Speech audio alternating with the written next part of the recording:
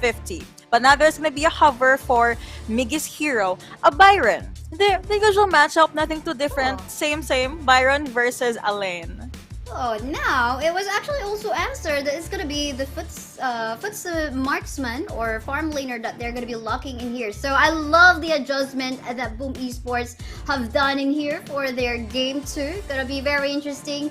We do again have some some CC again coming from the side of Boom Esports. For the side of Team RRQ, we might be expecting a lot of dives and flanks coming from the back line and the sides, and at the same time some potential pick-ups because they do have a Mai Shiranui on their side. In terms of the matchup in the farm laner though, Lady Sun versus the Futsu, of course there's a shorter range disadvantage for the Futsu, but the Lady Sun will be able to, you know, just play around, just do the rolling raid here and there, and just avoid a potential CC or CC lock coming from the Futsu. But here we go, game 2 between RRQ versus Boom Esports.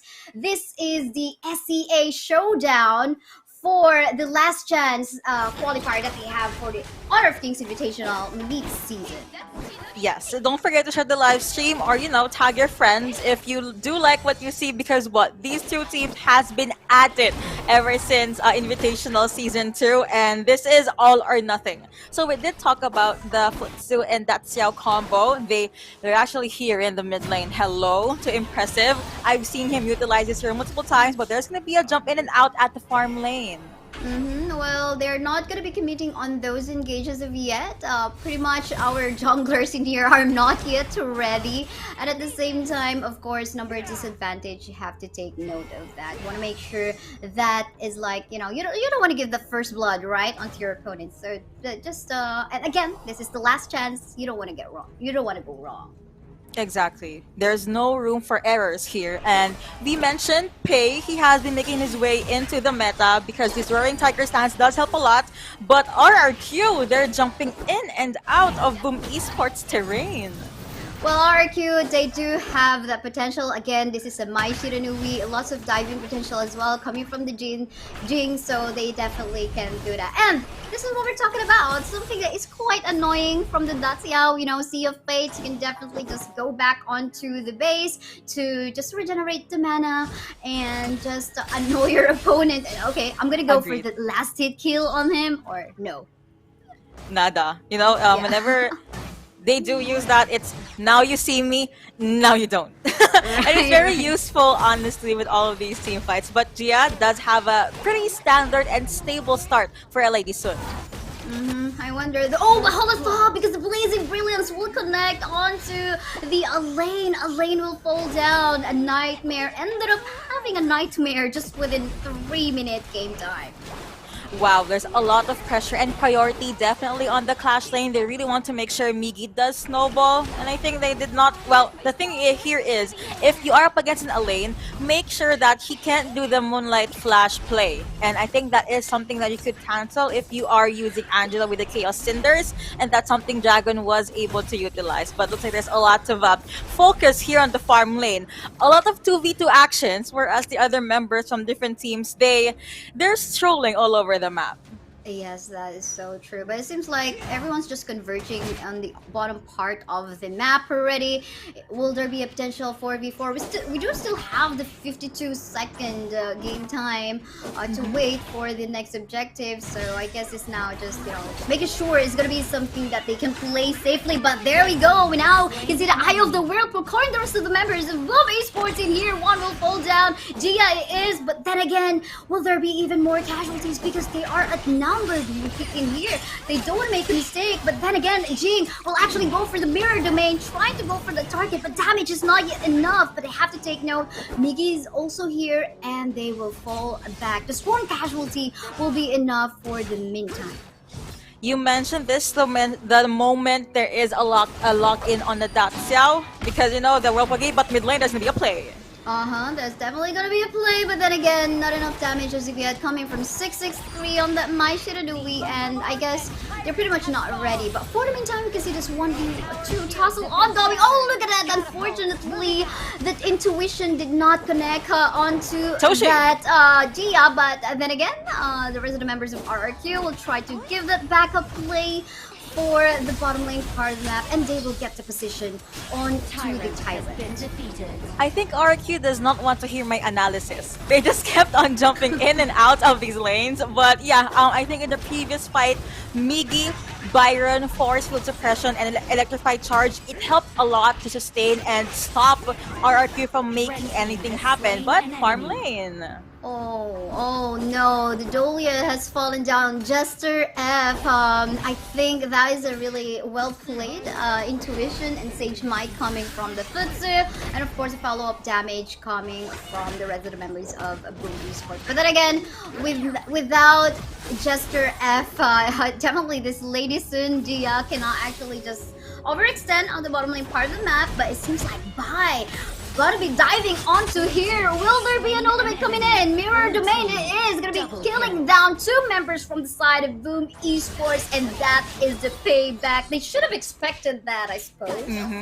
Shattered illusions definitely shattered any plan of Boom Esports to make a play down at the farm lane. You mentioned this mirror domain was used beautifully by Bai, and that is how you use a Jing. And well, Toshi was not able to utilize the hero so much. As you can see, sila sa Melody being popped just so this Gia can maybe jump in again with the Lady Sun. Already has ultimate shell available.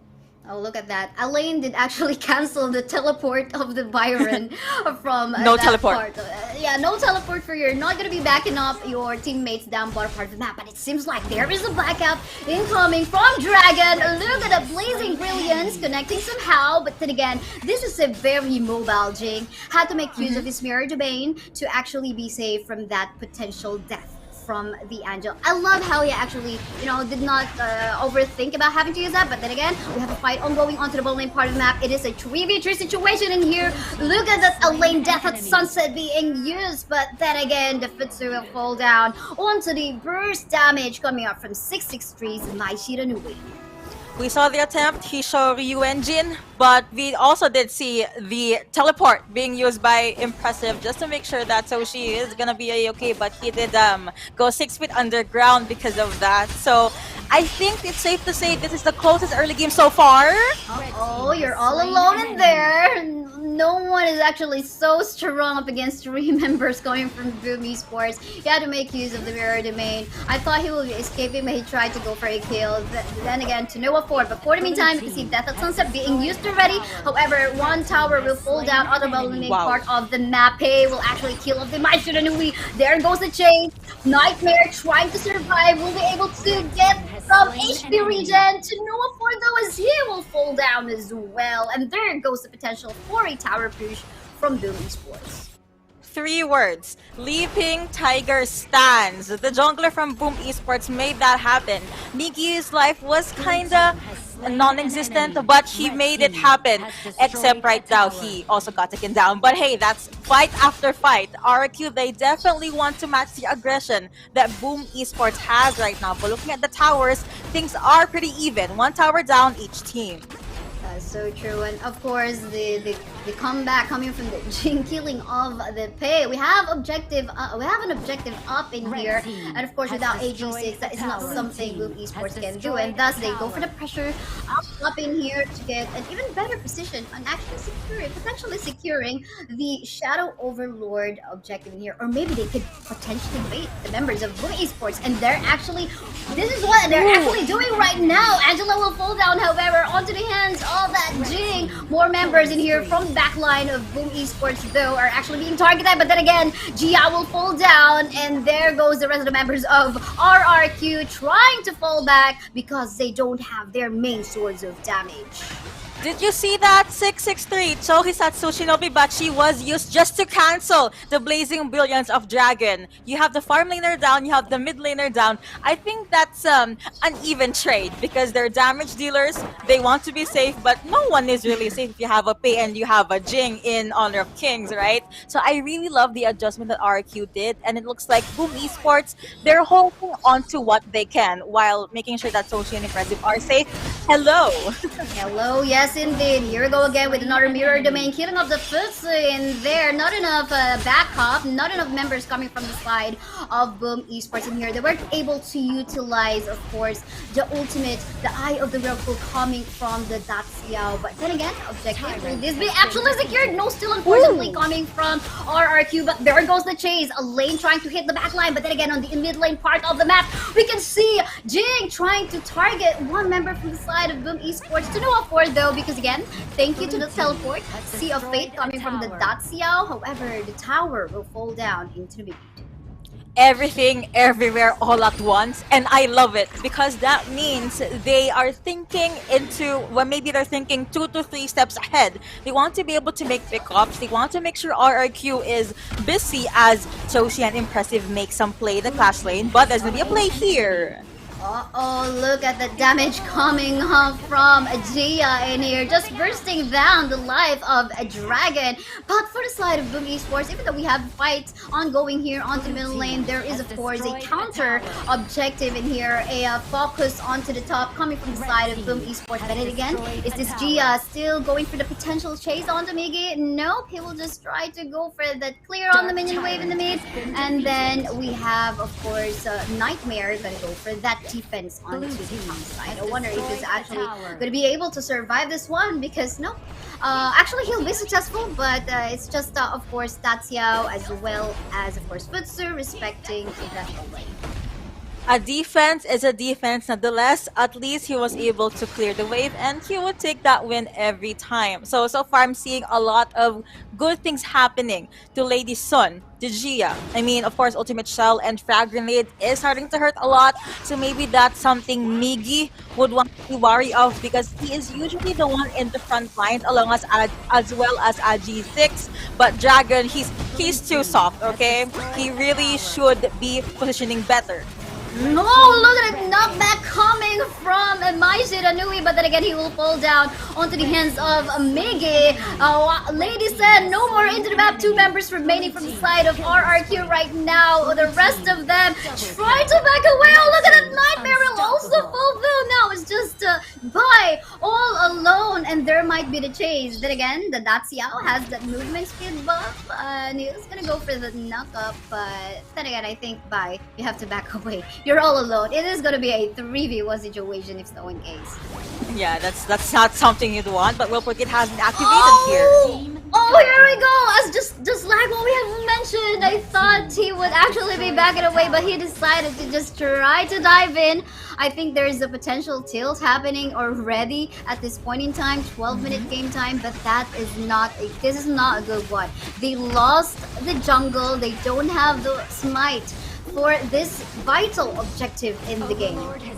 And another thing, they are really withering down the life of this objective. So it's a lot of things going so well for Boom Esports. The only thing I can see right now is Nightmare. He really has to focus down on Miggy, because what Electrified Charge on a Byron around 13 minutes, it's scary, okay? Especially if they do want to focus down on Dahlia, but I do see a lot of priority on Gia and 663. So that's what Boom Esports is doing right now. On top of this Futsu Daxiao combo, just, you know, keep on pushing the towers, keep on making sure that you give space for your teammates. They're hiding in the bush though, don't tell anyone. They do not exist. They're trying to make a surprise attack, possibly. But so far, Boom Esports, I have to say, their team fight is a lot more better this time around. That's so true. But then again, here goes the fight that we are actually expecting. 4v2 situation. We can see the Eye of the Whirlpool already has been used, but the Daxiao will fall down. But the rest of members of Team Boom Esports actually already in here, dishing a lot of damage. Oh, look at this CC coming from Miggy. Miggy going for the chase. But then again, you're going to be respecting the tower. You have to wait for the Vanguard to come in. And there goes it. Jester all alone in the game. He is a lone survivor once more. Is this a